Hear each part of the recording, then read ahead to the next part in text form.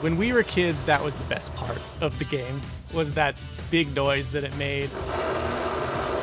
It was the bane of mothers everywhere to listen to that thing going in the basement, in the garage, in their kids' rooms. Chances are, if you heard it once, you've never forgotten it. The unforgettable buzz is what people call that, and there's even a book that's been written about that. It's a game that's been around for decades. Electric football was invented in 1947, actually. It didn't hit the toy shelves until 1949, but it was kind of an accident. Norman Saz was in his father's metal shop in Brooklyn, New York, and saw a washer vibrating on a sheet of tin and got the idea that, how could I make that move forward? So he created a horse racing game, and then football was a nascent sport in the United States at that time. So the convergence of football with football and television and this home game of football, it just kind of took off. Electric football had its heyday in the 60s and 70s, and the concept of the game is simple.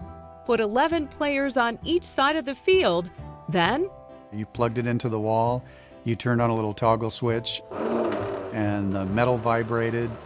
The goal, of course, is to score a touchdown. But getting the miniature players to go where you wanted them to took a lot of work.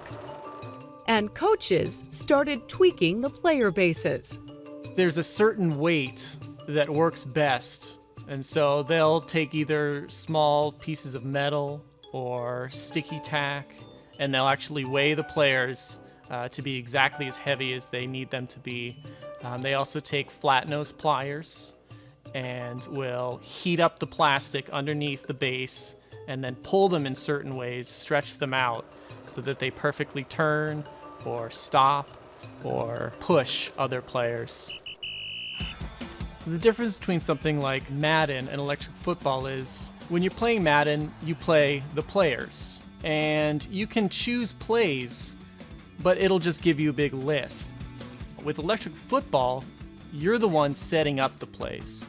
So you have to know where each of your players should go, and you have to take the time to train them to go where you want them to go.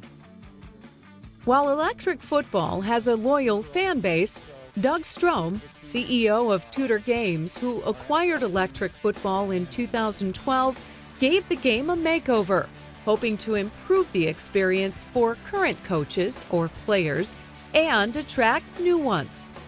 We took away the plug-in aspect for safety. It now uses a handheld remote control with 2 batteries. We re-engineered the bases that the players run on to make it work better right out of the box. And we haven't stopped innovating. We have added an app for iPhone and Android that allows you to keep a scoreboard next to the game, time the game. It has plays, a playbook.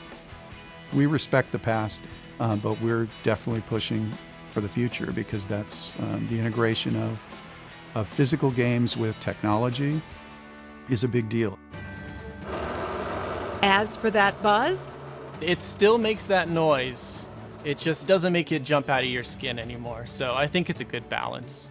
We had a gentleman that called us and said, I want to thank you for these new games. My wife had relegated me to play in the basement, and now I can play on the kitchen table while she's watching TV.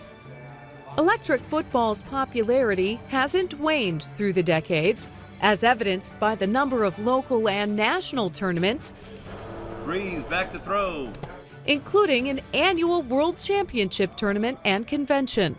We are one of the classic toys out there, just like Slinky or Easy Bake Ovens or anything like that. But we're probably one of the only toys out there that's this old that still has national tournaments all the time. When you can be a part of a company that makes other people really happy, that's pretty cool. We take a lot of pride in that.